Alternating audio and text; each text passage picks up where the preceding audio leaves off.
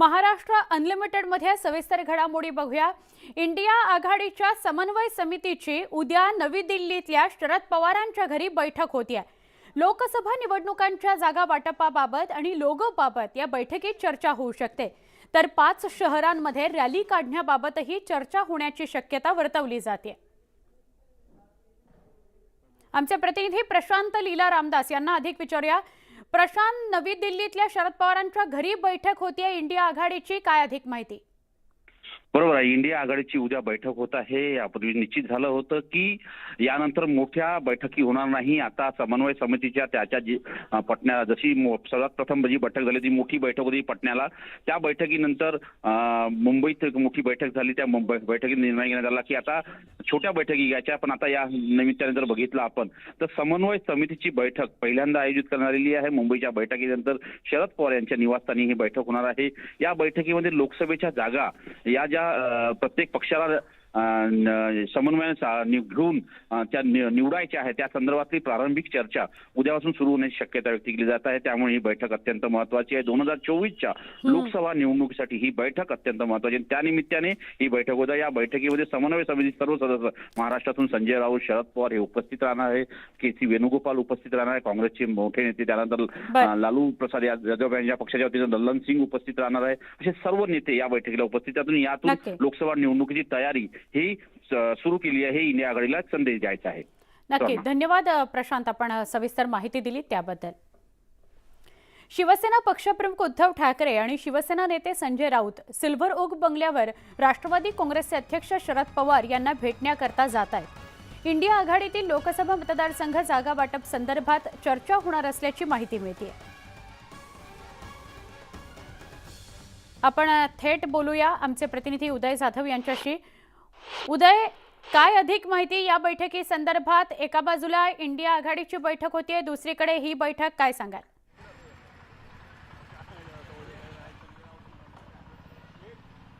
राष्ट्रवादी काँग्रेसचे अध्यक्ष शरद पवार यांना भेटण्यासाठी शिवसेना पक्षप्रमुख उद्धव ठाकरे त्याचबरोबर खासदार संजय राऊत नेते हे देखील सिल्व्हर ओकमध्ये दाखल झालेले आहेत। आम्ही आपण आता वरती एक पाहू शकतो की बैठक जी आहे ती संपत आलेली आहे। काही वेळातच या संदर्भात अधिकृत माहिती जी आहे ती देण्यात येणार असल्याची देखील माहिती मिळते आहे। ही बैठक जी आहे ती इंडिया आघाडीच्या एकूण जागा वाटपासंदर्भात होत असल्याची माहिती मिळते आहे। महाराष्ट्रातल्या 48 लोकसभा मतदारसंघ आहेत। लोकसभेच्या 48 लोकसभा मतदारसंघामध्ये शरद पवार यांच्या गटाला, त्याचबरोबर शिवसेना उद्धव बाळासाहेब ठाकरे यांच्या गटाला आणि काँग्रेस यांच्या गटाला एकूण किती आणि कोणत्या आणि कशा जागा दिल्या जातील या संदर्भातली चर्चा होणार असल्याची माहिती मिळते आहे। आणि या चर्चेमध्ये नेमकं किती जागा वाटप होतंय हे आता काही वेळातच समजेल, कारण बैठक तर होत आहे। मात्र या संपूर्ण बैठकीतला अहवाल जो आहे इंडिया आघाडीच्या राष्ट्रीय जी बैठक होणार आहे समन्वयकांची, त्या समन्वयकांच्या बैठकीमध्ये ठेवलं जाणार आहे। आणि एकूणच महाराष्ट्रातला 48 लोकसभा मतदारसंघांचं जागा वाटप या 3 पक्षांमध्ये कशा प्रकारे होईल हे कळू शकणार आहे। त्याच जागा वाटपाची महत्त्वाची चर्चा करण्यासाठी आज स्वतः शिवसेना पक्षप्रमुख उद्धव ठाकरे हे संजय राऊत यांच्यासोबत राष्ट्रवादी काँग्रेसचे अध्यक्ष शरद पवार यांना भेटण्यासाठी सिल्व्हर ओक बंगल्यावरती दाखल झालेले आहेत। नक्की, धन्यवाद ही माहिती दिल्याबद्दल। उद्याची जी नवी दिल्लीतली बैठक आहे त्या पार्श्वभूमीवर आजची बैठक महत्त्वाची आहे। पुढे जाऊया। भिडे गुरुजींनी जालन्यातील अंतरवाली सराटी गावात जाऊन मनोज जरांगे पाटलांची भेट घेतली। यावेळी त्यांनी उपोषण मागे घेण्याची जरांगे पाटलांना विनंती केली। राज्यातील सत्ताधारी मराठा आरक्षणाबाबत सकारात्मक असून ते प्रामाणिकपणे याकरता प्रयत्न करत असल्याचं सांगण्यात आलं। उपोषण मागे घ्या, पण आरक्षणासाठीचा लढा सुरू ठेवा असं आवाहन त्यांनी केलं। मराठा आरक्षणाकरता ते करत असलेल्या लढाईचं त्यांनी कौतुक केलं।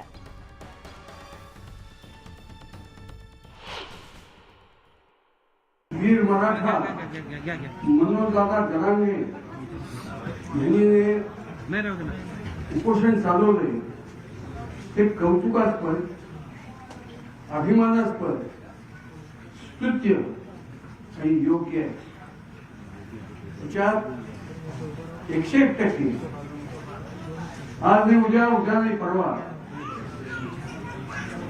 या चाललेल्या सगळ्या प्रयत्नाला यश 100% येणार आहे का त्याच्याबद्दल जुमात असू शकत नाही।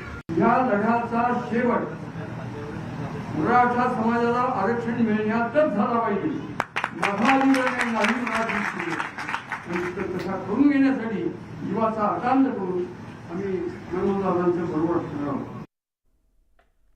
सरकारचं शिष्टमंडळ मनोज जरांगे पाटलांच्या भेटीकरता अंतरवाली सराटी गावात दाखल झालं। यावेळी सरकार जरांगे पाटलांच्या मागण्यांबाबत सकारात्मक आहे, त्यामुळे जरांगे पाटलांनी उपोषण मागे घ्यावं अशी विनंती अर्जुन खोतकर यांनी केली। सर्वपक्षीय नेत्यांचा निरोप घेऊन मी आलो आहे, उपोषण मागे घ्यावं असं सर्वपक्षीयांना वाटतंय असं खोतकर यांनी म्हटलंय। तर जरांगेंनी उपोषण मागे घेऊन सरकारला वेळ द्यायला हवा असं खोतकरांनी म्हटलंय।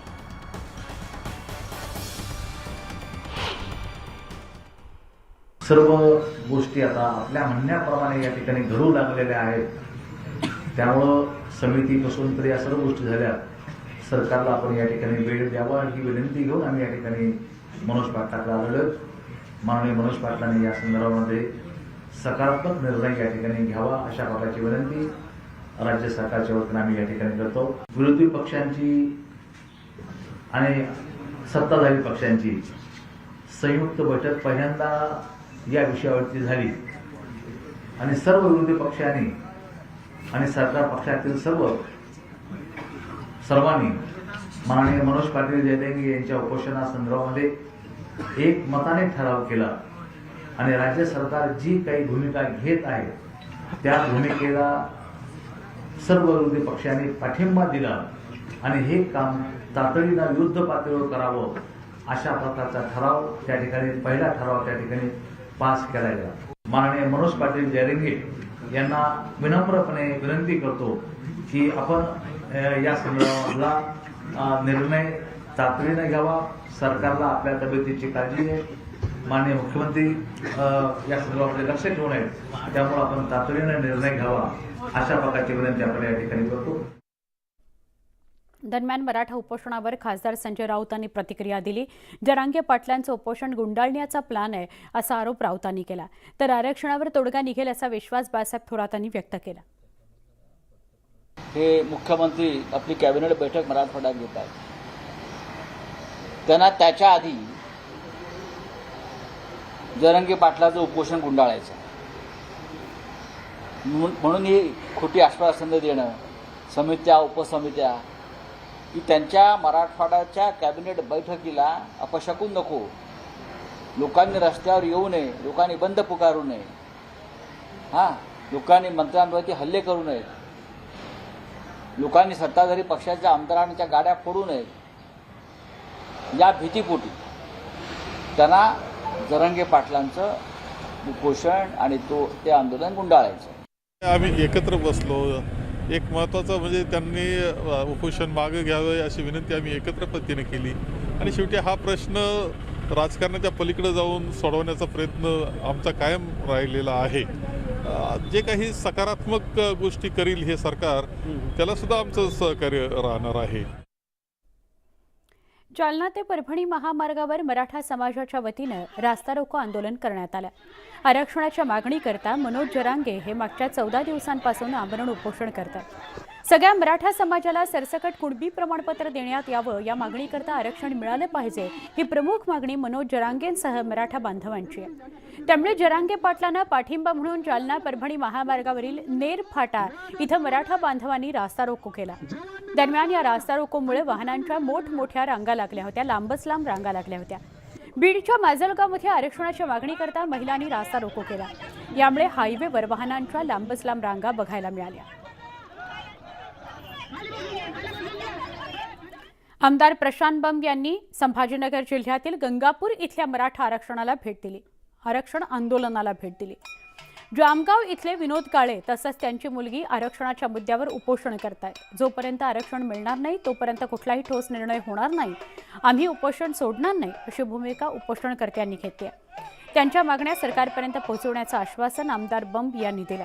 जरांगे पाटलांच्या उपोषणाला पाठिंबा देण्याकरता धाराशिव जिल्ह्यातील भूम तालुक्यातील चिंचोली ग्रामस्थांनी कॅन्डल मार्च काढला।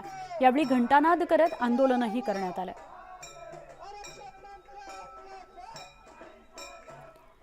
राज्यात एकीकडे मराठा आरक्षणाचा मुद्दा गाजत असतानाच दुसरीकडे आता ओबीसी देखील रस्त्यावर उतरलेत। ओबीसींमधून मराठा आरक्षणाला आरक्षण देण्यास विरोध होत आहे, तर आजपासून ओबीसी नेत्यांनी साखळी उपोषण सुरू केले। आज 13 पदाधिकारी उपोषणाला बसलेत। सरसकट मराठा समाजाला कुणबी प्रमाणपत्र देऊ नये, काल जी प्रेस सरकारने घेतली त्यात स्पष्टता नाही असं बबनराव तावडेंनी सांगितलं। ओबीसी संवर्गातून आरक्षण मागितलं नाही, पण कुणब्यांचं प्रमाणपत्र मागून राहिले ना. कुणब्यांचं प्रमाणपत्र देणं म्हणजेच ओबीसीतून आरक्षण मागणी होय, ही एवढी स्पष्ट गोष्ट आहे. आणि म्हणून सरकारने हे आधी घोषित करायला पाहिजे की कुठल्याही परिस्थितीमध्ये ज्यांच्याजवळ कुठल्याही प्रकारचे कागदपत्र नाही अशा मराठा व्यक्तीला आम्ही कुणब्यांचं प्रमाणपत्र देणार नाही.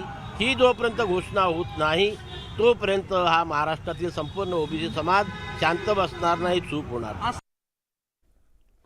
चंद्रपुरामध्ये ओबीसी अन्नत्याग आंदोलन सुरू आहे. मराठा समाजाला सरसकट कुणबी प्रमाणपत्र द्यायला ओबीसींचा विरोध आहे.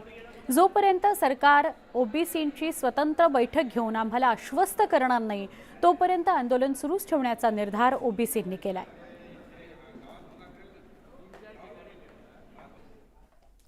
महाराष्ट्रातील राजकारण ढवळून काढणाऱ्या कोकणातील बारसू तेलशुद्धीकरण प्रकल्पाच्या कामाला वेग येणार आहे. पंतप्रधान नरेंद्र मोदी आणि सौदी अरेबियाचे राजकुमार मोहम्मद बिन सलमान यांच्यात सोमवारी या संदर्भात सहमती चर्चा झाली.